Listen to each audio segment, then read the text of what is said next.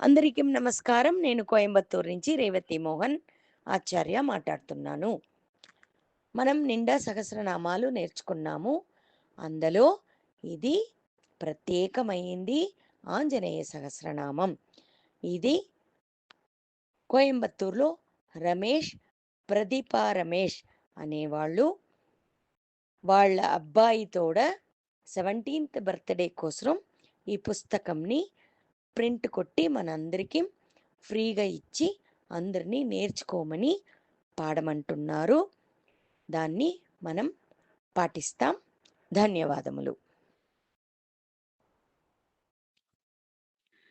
శ్రీ ఆంజనేయ సహస్రనామ స్తోత్రం. శ్రీ గణేశాయ నమః. శుక్లాంబరధరం విష్ణుం శశివర్ణం చతుర్భుజం ప్రసన్నవదనం ధ్యాయేత్ సర్వవిఘ్నోపశాంతయే. వక్రతుండ మహాకాయ సూర్యకోటి సమప్రభ నిర్విఘ్నం కురు మే దేవ సర్వకార్యేషు సర్వదా. పరాశర ఉవాచ ఋష్యమూకగిరిం ప్రాప్తస్ సీతా విరహ కాతరః భగవాన్ కిం వ్యదాత్రామస్ తత్సర్వం బ్రూహి సత్వరం. వాల్మీకిరువాచ మాయామానుషదేహోऽयं తదర్శాగ్రే కపీశ్వరం హనుమంతం జగత్స్వామి భాలార్కసమతేజసం. ససత్వరం సమాగత్య సాష్టాంగం ప్రణిపత్య చ కృతాంజలిపుటో భూత్వా హనుమాన్ రామమబ్రవీత్. హనుమానువాచ ధన్యోస్మి కృతకృత్యోస్మి దృష్ట్వా త్వత్పాదపంకజం యోగినామప్యగమ్యం చ సంసారభయనాశనం. పురుషోత్తమం దేవేశం కర్తవ్యం తన్నివేద్యతాం. శ్రీరామచంద్ర ఉవాచ జనస్థానే కపిశ్రేష్ఠ కోऽప్యాగత్య విదేహజాం హృతవాన్ విప్రసంవేషో మారీచానుగతే మయి గవేష్య సాంప్రదం వీర జానకీ హరణే పరః.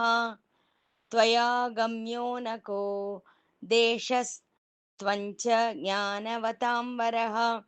సప్తకోటి మహామంత్ర మంత్రితావయవ ప్రభుః. ఋషయ ఊచుః కో మంత్రః కించ తజ్ఞానం తన్నో బ్రూహి యథార్థతః. కథాసుధారసం పీత్వా న తృప్యామః పరంతప. వాల్మీకిరువాచ మంత్రం హనుమతో సిద్ధి భుక్తిముక్తిప్రదాయకం మహారిష్ట మహాపాప మహాదుఃఖ నివారణం.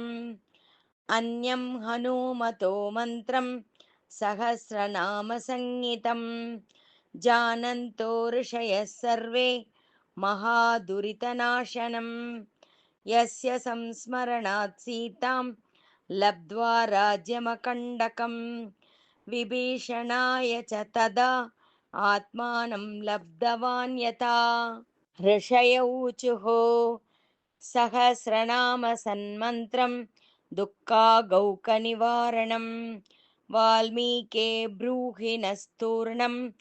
శుశ్రూషామః కథాం పరాం. వాల్మీకిరువాచ శృణ్వంతో ఋషయः సర్వే సహస్రనామకం స్తవం స్తవానాముత్తమం దివ్యం సర్వార్థస్య ప్రకాశకం. న్యాసః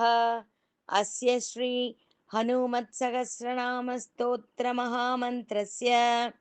శ్రీరామచంద్రో భగవాన్ ఋషిః అనుష్టుప్ ఛందః శ్రీ హనుమాన్ పరమాత్మా దేవతా. ఓం హ్రీం శ్రీం హ్రాం రౌం బీజం శ్రీరితి శక్తిః లంకా విధ్వంసనాయేతి కవచం కిలికిలి భూభూకారిణ ఇతి కీలకం మమ సర్వారిష్ట నివారణార్థే జపే వినియోగః. ధ్యానం అతులిత బలధామం హేమశైలాభదేహం धनुजवनकृशाणुं ज्ञानिनामग्रगण्यं सकलगुणनिदानं वानराणामधीशं रघुपतिप्रियभक्तं वातजातं नमामि। श्रीरामचन्द्र उवाच श्रीरामचन्द्र उवाच ॐ हनुमान् श्रीप्रदो वायु पुत्रो रुद्रो नकोजरः अमृत्युर्वीरवीरश्च ग्रामवासो जनाश्रयः धनदो निर्गुणो कायो वीरो निधिपतिर्मुनिः पिङ्गाक्षो वरदो वाग्मी सीताशोकविनाशनः शिवः सर्वपरो व्यक्तो व्यक्ताव्यक्तो रसादरः पिङ्गकेशः पिङ्गरोमा श्रुतिगम्यः सनातनः अनादिर्भगवान् देवो विश्वहेतुर्निरामयः आरोग्यकर्ता विश्वेशो विश्वनाथो हरीश्वरः भर्गो रामो रामभक्तः कल्याणप्रकृतिस्थिरः विश्वम्भरो विश्वमूर्तिर्विश्वाकारोऽत विश्वपः विश्वात्मा विश्वसेव्योऽत विश्वो विश्वहरो रविः विश्वचेष्टो विश्वगम्यो विश्वध्येयः कलाधरः प्लवङ्गमः कपिश्रेष्ठो ज्येष्ठो वैद्यो वनेचरः बालो वृद्धो युवा तत्त्वगम्यः सकाह्यजः अञ्जनासूनुरव्यग्रो ग्रामख्यातो धराधरः भूर्भुवस्वर्महर्लोको जनलोकोस्तपोव्ययः सत्यमोङ्कारगम्यश्च प्रणवो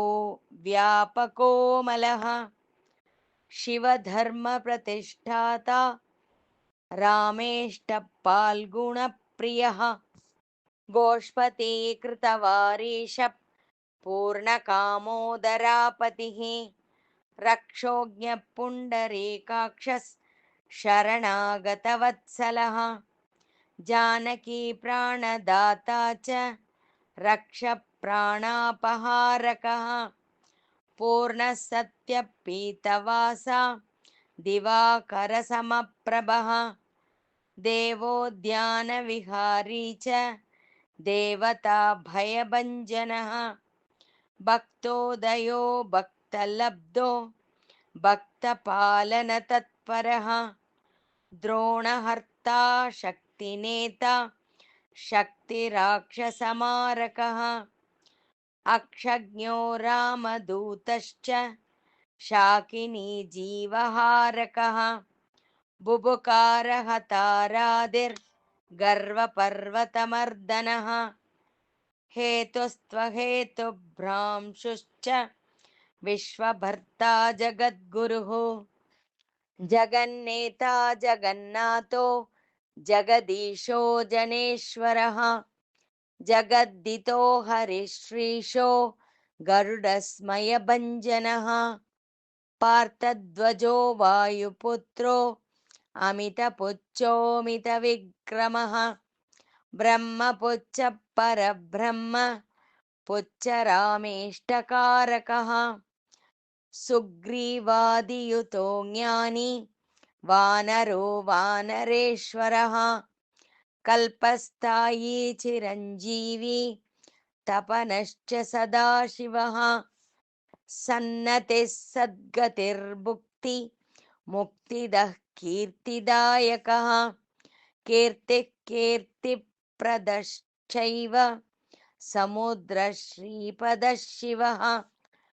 भक्तोदयो भक्तगम्यो भक्तभाग्यप्रदायकः उदधिक्रमणो देवः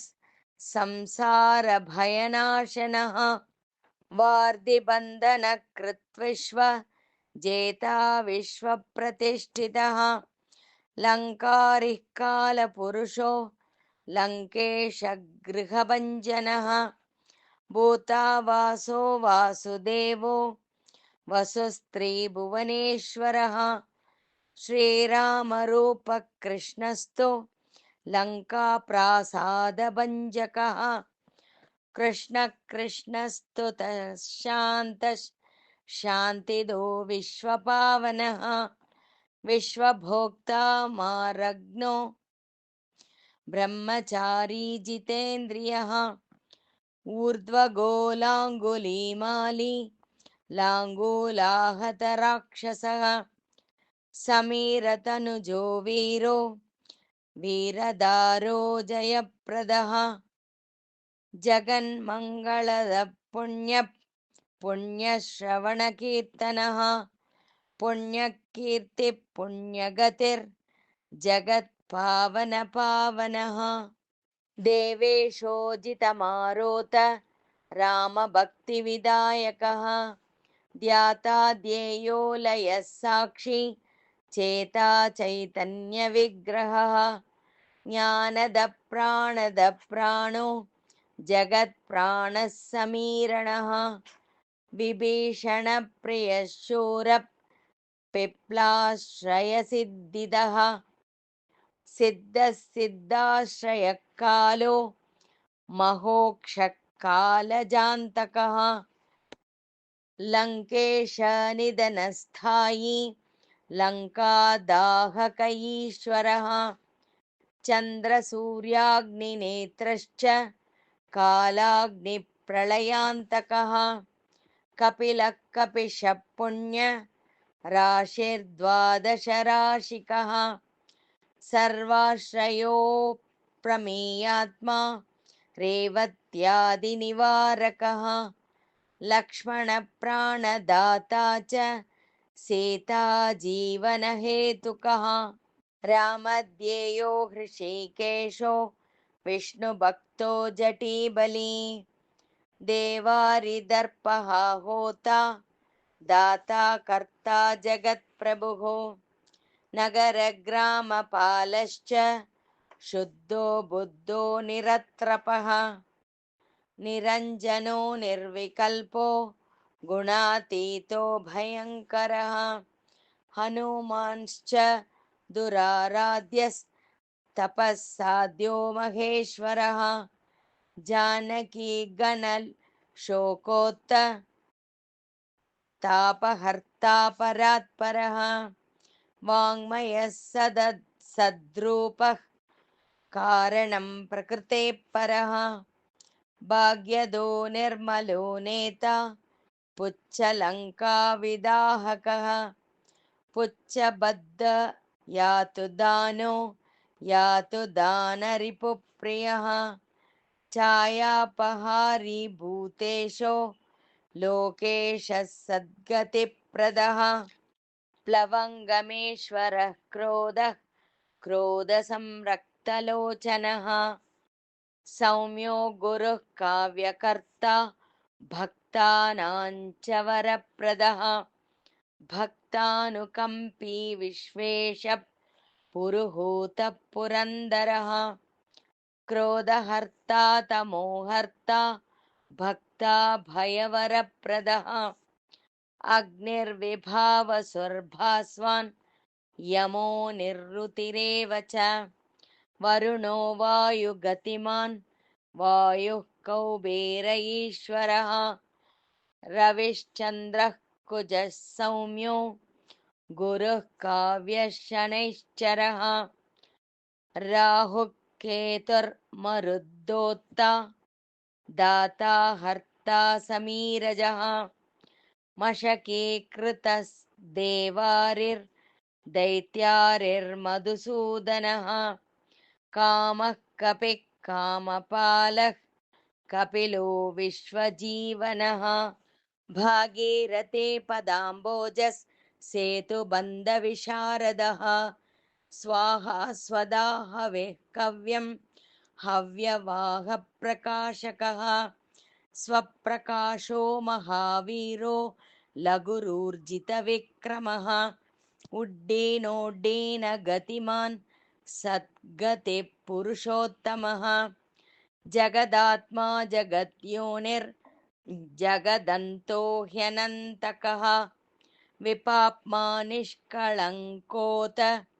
महान् महतहङ्कृतिः कं वायुपृथ्वी चापो वह्निर्दिक्पाल एव च क्षेत्रज्ञः क्षेत्रहर्ता च पल्वलीकृतसागरः हिरण्मयः पुराणश्च गोचरो भूचरोमरः हिरण्यगर्भः सूत्रात्मा राजराजो विशाम्पतिः वेदान्तवेद्य उद्गीतो वेदवेदाङ्गपारगः प्रतिग्रामस्थितिः सद्यः स्फूर्तिदाता गुणाकरः नक्षत्रमाली भूतात्मा सुरभिः कल्पपादपः चिन्तामणिर्गुणनिधिः प्रजाधारो ह्यनुत्तमः पुण्यश्लोकः पुरारातिर्ज्योतिष्मान् शर्वरीपतिः किल्किलारावसंत्रस्त भूतप्रेतपिशाचकः ऋणत्रयहरः सूक्ष्मः स्थूलः सर्वगतिः पुमान् अपस्मारहरः स्मर्ता श्रुतिर्घातः स्मृतिर्मनुः स्वर्गद्वारं प्रजाद्वारं मोक्षद्वारं यतीश्वरः नादरूपः परं ब्रह्म ब्रह्म ब्रह्म पुरातनः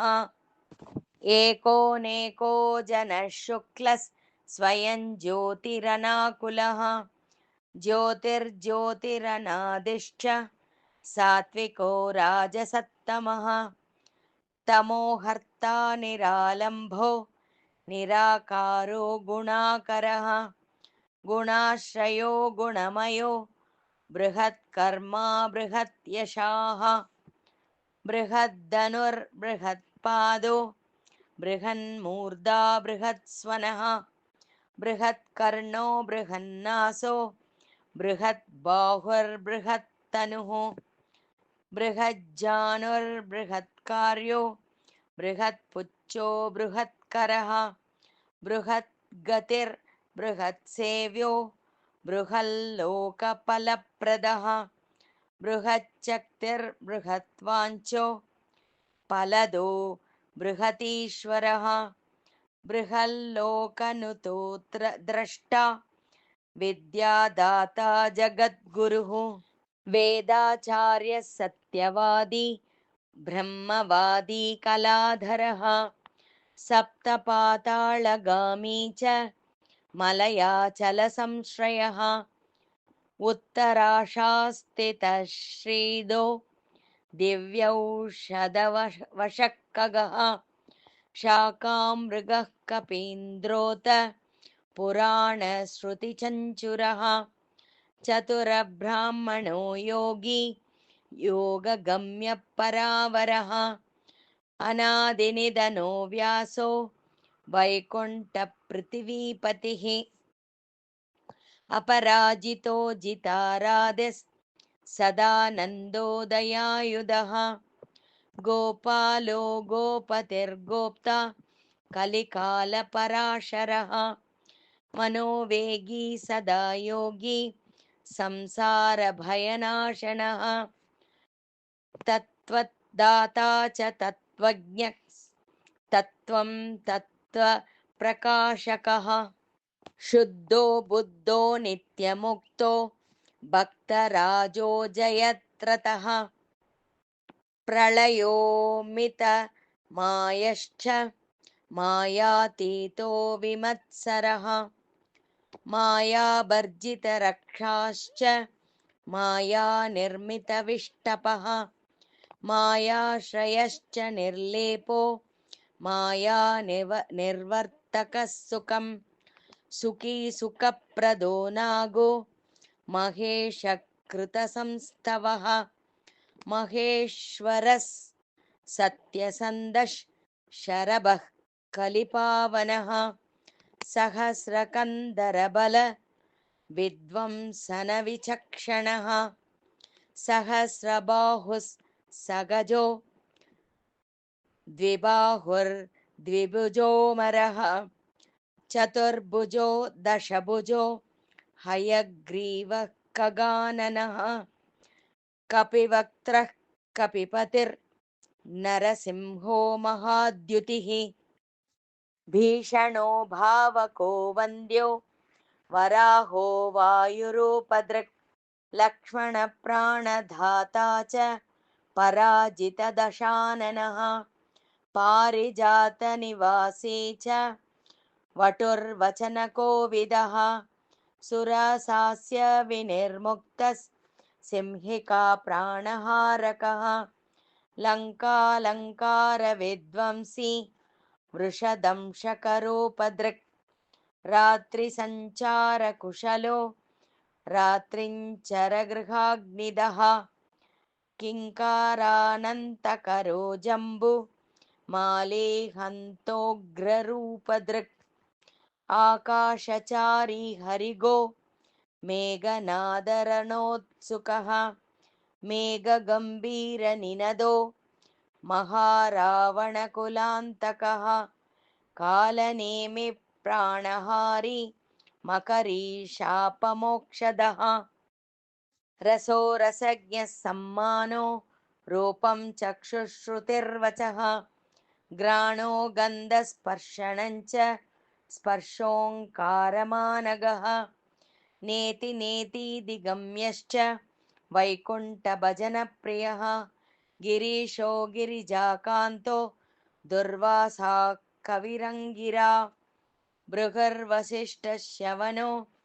नादस्तुम्बुरोमलः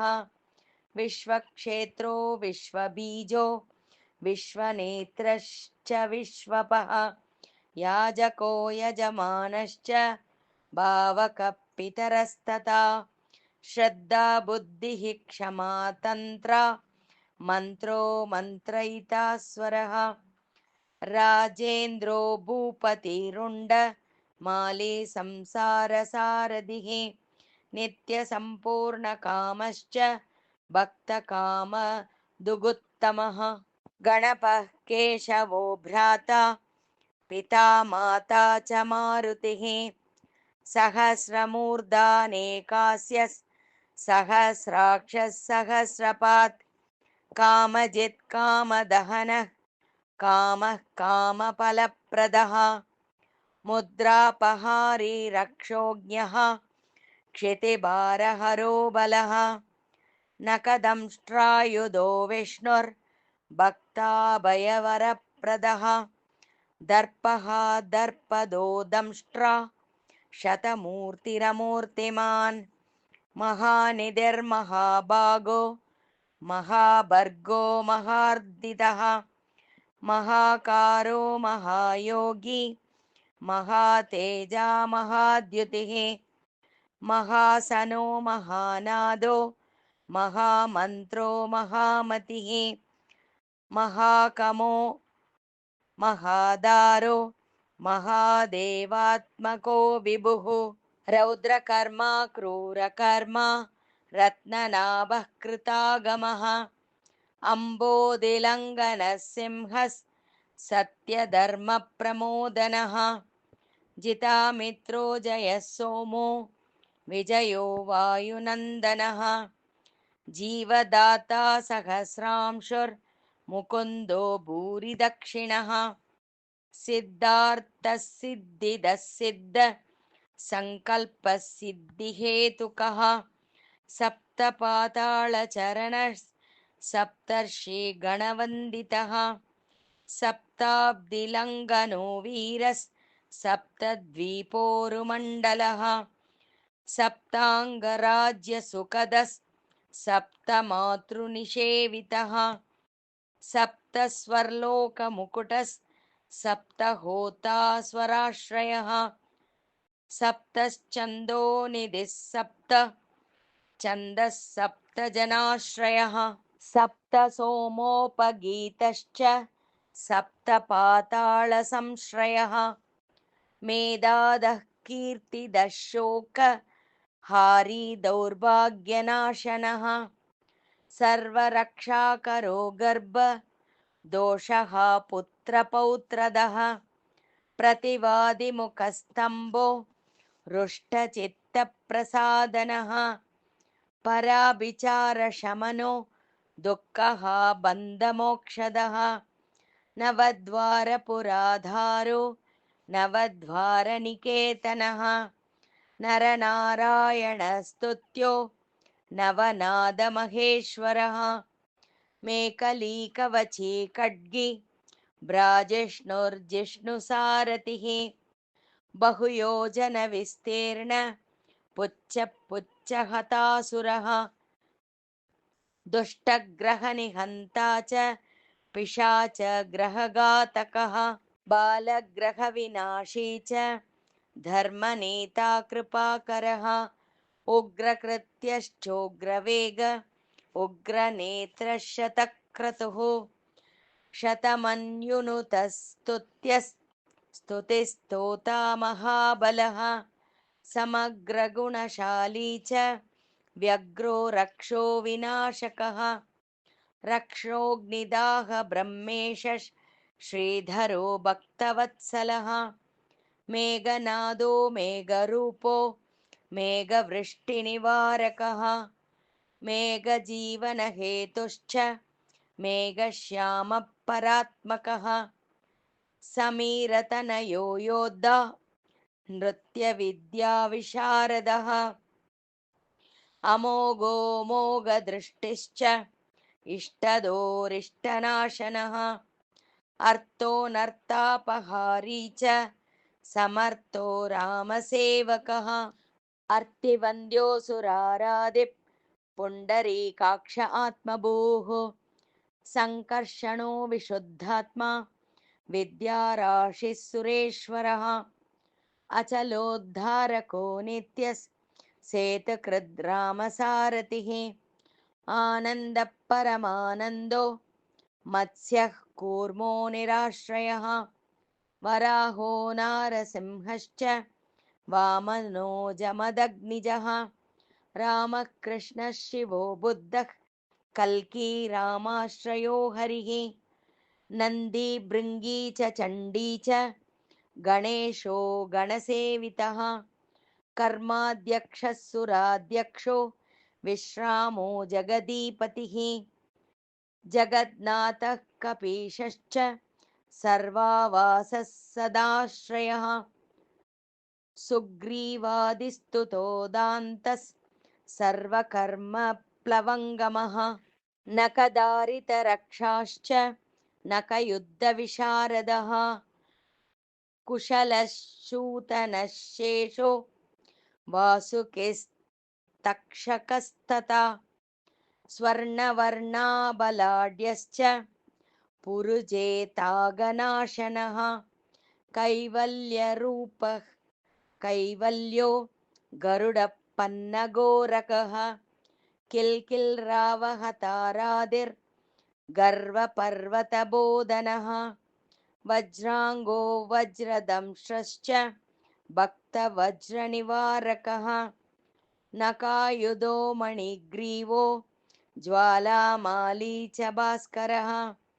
प्रौढप्रतापस्तमनो भक्ततापनिवारकः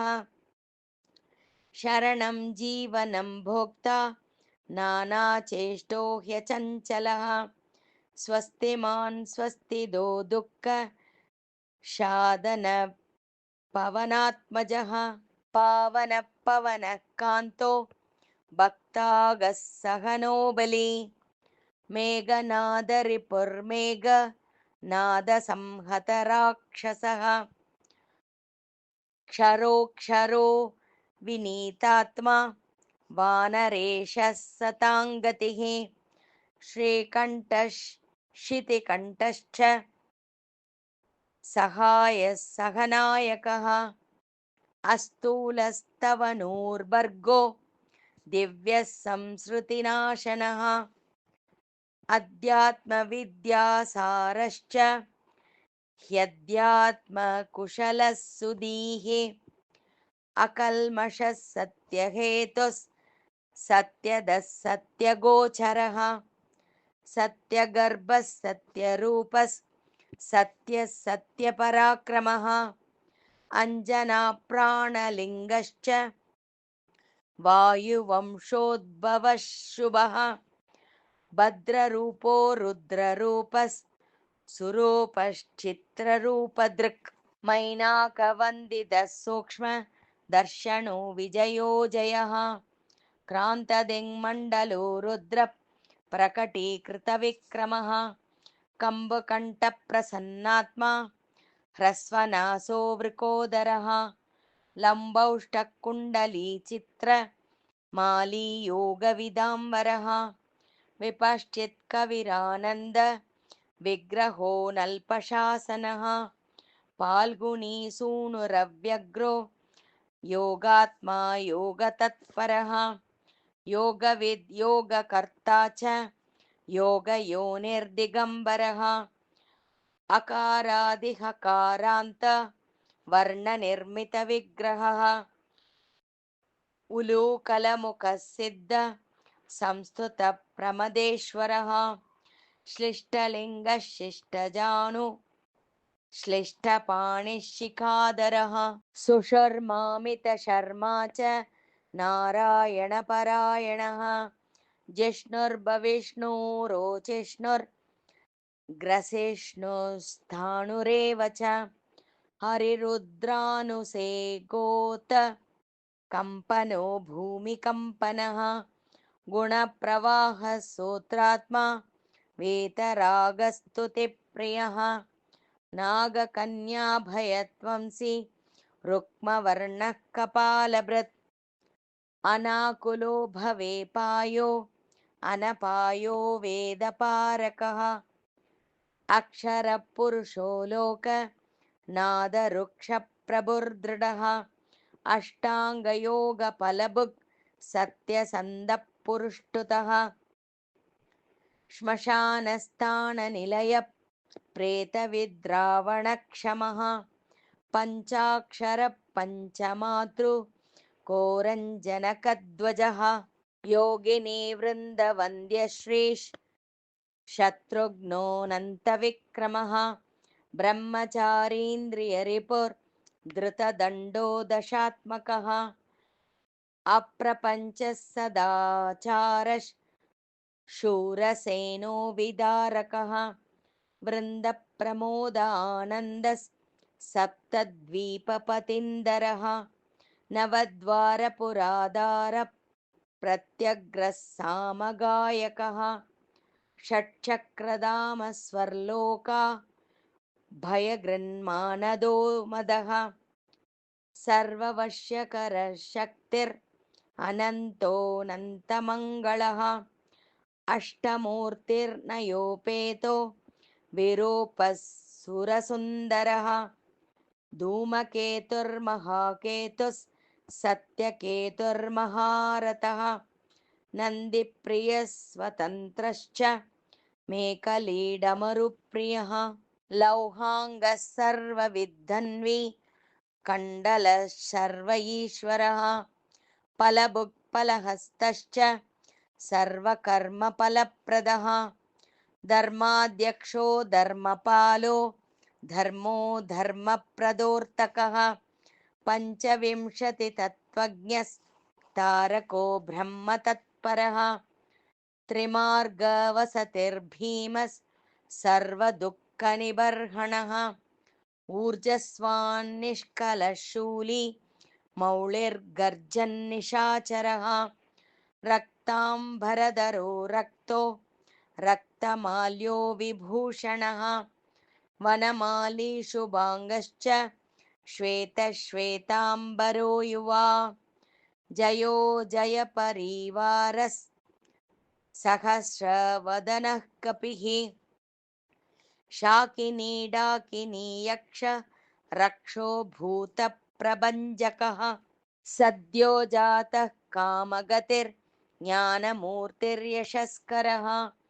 शम्भुतेजः सार्वभौमो विष्णुभक्तप्लवङ्गमः चतुर्नवतिमन्त्रज्ञ पौलस्त्यबलदर्पः सर्वलक्ष्मीप्रदः श्रीमान् अङ्गदप्रियईडितः स्मृतिबीजं सुरेशानः संसारभयनाशनः उत्तमश्रीपरिवारश्रिदो रुद्राश्च कामदुक् सदा गतिर्मातरिष्वा रामपादाब्जषट्पदः नीलप्रियो नीलवर्णो